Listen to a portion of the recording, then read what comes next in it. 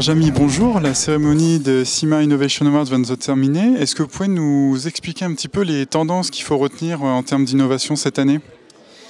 J'ai envie de dire qu'il y a deux tendances qui sont présentes, c'est la performance et la durabilité. Alors c'est vrai que ce sont aussi les tendances du prochain salon CIMA-Simagena, mais de fait, ce sont deux tendances que l'on retrouve dans toutes les innovations. Et ça illustre parfaitement ce fossé qui existe aujourd'hui entre l'image que le grand public a de l'agriculture et ce qu'elle est réellement.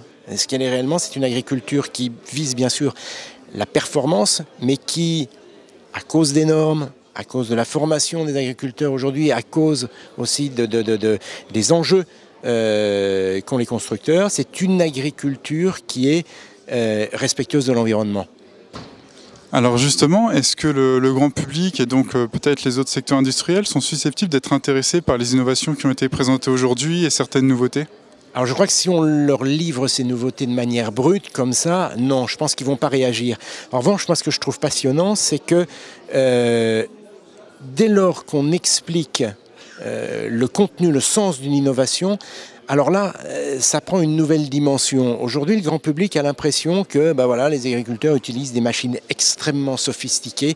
Ils n'en comprennent pas très bien le sens et ils ont toujours l'impression que lorsque ces tracteurs avec ces gros équipements déboulent dans les champs, dans les prairies, un peu partout, c'est pour, entre guillemets, laisser des cicatrices à l'environnement. Ce n'est pas du tout le cas. Si je prends l'exemple, par exemple, des distributeurs d'engrais qui ont été primés, ce sont quand même des machines qui prennent en compte tout un tas de paramètres pour faire en sorte que là où le distributeur se trouve sur le champ, il y aura juste la dose qu'il faut, y compris dans les virages, parce que ce sont des machines qui sont extrêmement précises. On parle d'agriculture de précision.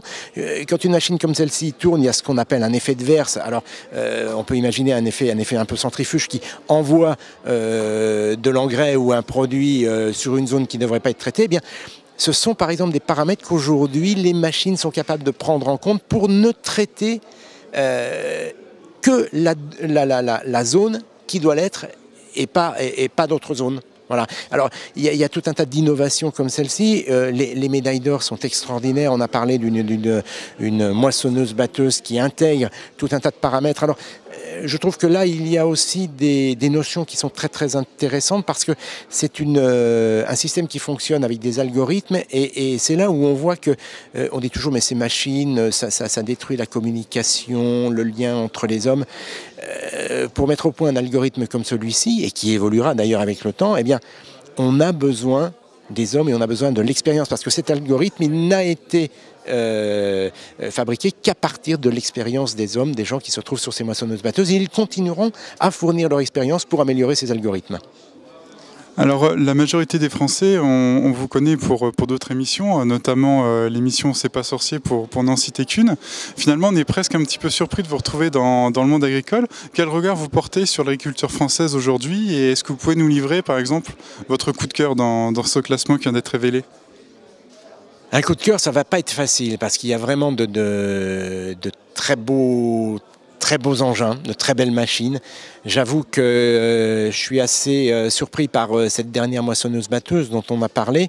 Mais de la même manière, on a parlé aussi d'un système qui permet d'éviter les incendies, qui est une prouesse technologique qui est assez ingénieuse. Et là, on voit bien tout le travail justement ingénieux des ingénieurs, des inventeurs qui ont à un moment donné essayé de prendre en compte l'ensemble de cette machine, de se dire mais comment on peut éviter tel ou tel phénomène de surchauffe et ce fameux coup de grisou.